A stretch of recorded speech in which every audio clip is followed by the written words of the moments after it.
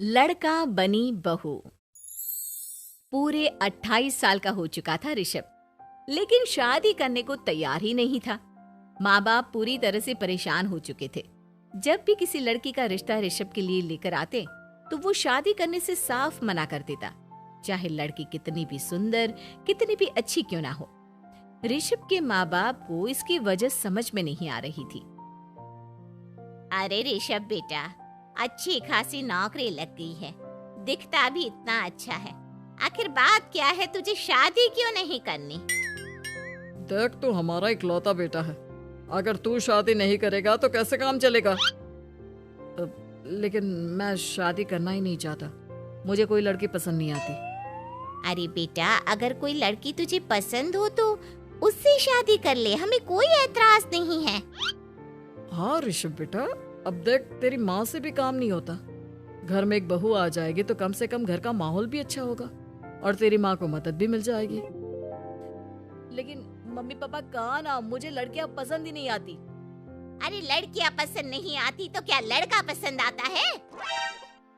वो तो वक्त आने पर ही पता चलेगा। ऋषभ की बात सुनकर उसके माँ और पापा का सर चकरा जाता है। कुछ दिनों के लिए ऋषभ अपने ऑफिस के काम से शहर से बाहर जाता है और जब लौट कर आता है तो सामने का नजारा देखकर उसके माँ पापा बेहोश होते होते रह जाते हैं। अरे ये क्या, ये तुम्हारे साथ कौन है? माँ, ये दीपक है, मेरी पत्नी। हम दोनों ने शादी कर ली है। दीपक तुम्हारी पत्नी कैसे हो सकता है? अरे दीपिका होती तो बात समझ में भी आती, ये तो लड़का है। तो क्या हुआ पापा, आजकल तो ये सब फैशन में है और मैंने आपको बताया था कि मुझे लड़कियां पसंद नहीं आती। अरे तो इसका मतलब ये थोड़ी है कि तुम दीपक को दीपिका बनाकर ले आओगे। मुझे बहू चाहिए, बहू के रूप में, ये आदमी नहीं। लेकिन मम्मी जी, मैं आपकी बेटे से बहुत प्यार करती हूँ, मेरा मतलब करता हूँ। अरे इसको तो करता हूँ करती हूँ का अंतर भी नहीं पता, लेकर जाए इसे वापस।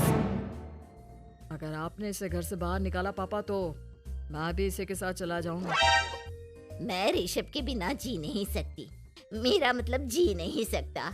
हमारा जिंदगी भर का साथ है, प्लीज हमें अलग मत कीजिए मम्मी जी, पापा जी। हे भगवान, ये तूने क्या दिन दिखाया? मेरे बेटे को थोड़ी अकल दे दे, लड़के को बहू बनाकर घर में ले आया है। अब क्या होगा, हम दुनिया को क्या मुंह दिखाएंगे? माँ, बेकार में परेशान हो रही हो। दीपक आपके सारे काम करेगी और एक अच्छी बहू की तरह आपके साथ रहेगी, देखना। पहले तो खुद तो क्लियर कर ले कि यह कुछ करेगा या करेगी, बाद में हम सोचते हैं कि हम क्या करें। बहू के आने के बाद क्या करते हैं, मुंह दिखाई की रस्म, तो आप भी वही कर लीजिए। आप चाहे तो मैं पूरे मोहल्ले में न्योता दे आती हूँ। अरे रहने दे, तेरी वजह से बेइज्जती और ज्यादा होगी। आई बड़ी, अब मेरा मतलब है आया बड़ा न्योता देने वाला। अगले दिन सुबह के वक्त दीपक बड़ी नजाकत से चलता हुआ सबके लिए चाय बनाकर सुबह सुबह बालकनी में आ जाता है। प्रणाम मम्मी जी, प्रणाम पापा जी। ये देखिए, चाय बिल्कुल आपकी पसंद की है। मुझे ऋषभ ने सब कुछ बता दिया था कि आपको क्या क्या पसंद है। हे भगवान, ये सब क्या हो रहा है? ये क्या नौटंकी है? नौटंकी कहाँ है? माँ देखिए तो, मेरा दीपक आपका कितना ख्याल रख रहा है। लाओ, अब जो भी है, जैसे भी है, चाय पियेंगे ही सही। थोड़ी देर के बाद, वैसे दीपक, चाय तो तुमने बहुत अच्छी बनाई है, चलो कुछ तो अच्छा हुआ। अगले दिन, अजी सुनते हैं, आज पैरों में बड़ा दर्द हो रहा है, लग रहा है घुटनों में फिर से कुछ न कुछ प्रॉब्लम हो रही है। डॉक्टर ने वो दवाई दी थी, उसकी मालिश करो ना अपने घुटनों पर, आराम मिल जाएगा। वो क्या है ना, खुद के हाथों से ठीक से मालिश नहीं हो पाती। अरे मम्मी जी, आपको परेशान होने की क्या जरूरत है, मैं हूँ ना, लाइए मैं आपके पैरों पर मालिश कर देता हूँ, मेरा मतलब कर देती हूँ। अरे रहने दे, रहने दे, घर में बहू होती तो सेवा करती, यहाँ तो आदमी बहू बनकर बैठा हुआ है। मम्मी जी नाराज मत होइए, एक बार मुझे मौका तो दीजिए आपकी सेवा करने का। अच्छा ठीक है, ये ले दवाई लगा दे। दीपक बहुत अच्छे तरीके से घुटनों की मालिश करता है। थोड़ी देर के बाद इतना आराम मिल रहा है क्या बताऊं, ऐसा लग रहा है मेरे घुटनों में कभी तकलीफ थी ही नहीं। लगता है तुम्हारी लड़का बनी हुई बहू तुम्हें पसंद आने लगी है। ऐसा कुछ भी नहीं है, वो तो बस इतने अच्छे से मालिश की इसलिए मैंने इसकी तारीफ कर दी। मम्मी जी पापा जी आपस में लड़ाई नहीं करते। अच्छा आप ये बताइए शाम के खाने में क्या खाएंगे? पनीर, दाल मखनी, पुलाव, कुछ भी स्पेशल बता दीजिए। अरे भाई ये सारी चीजें मुझे तो खाने में बहुत ही पसंद है। तुम क्या कोई औरत हो जो पनीर दाल मखनी बनाओगी? हाँ, अरे लड़का हो तो लड़के की तरह बिहेव किया करो ना।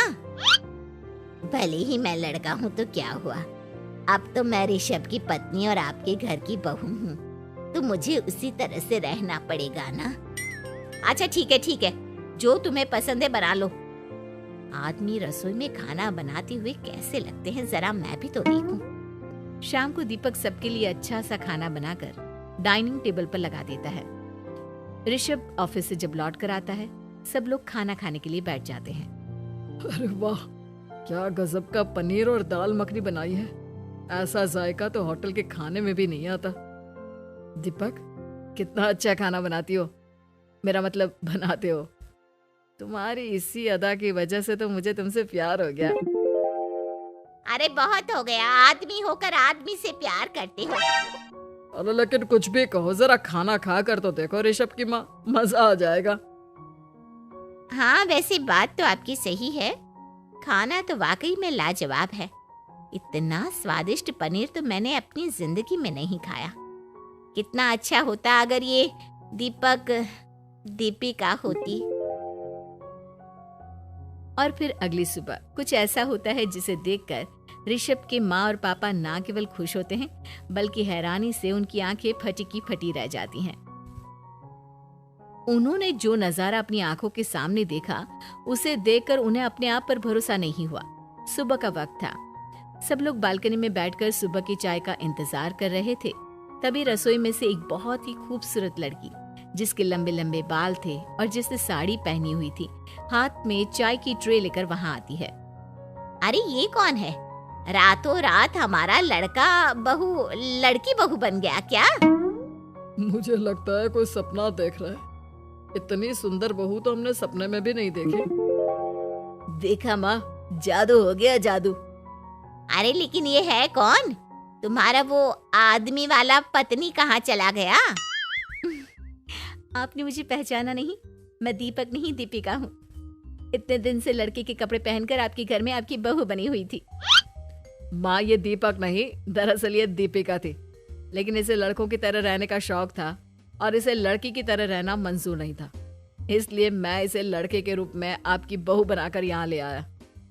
तो फिर अचानक ये उसका हृदय परिवर्तन और रूप परिवर्तन कैसे हो गया? वो क्या है ना, मुझे बाद में एहसास हुआ कि आप लोग इस बात को लेकर बहुत दुखी हैं कि आपके बेटे ने एक लड़की के साथ शादी की है, इसलिए मैं अपने असली रूप में वापस आ गई।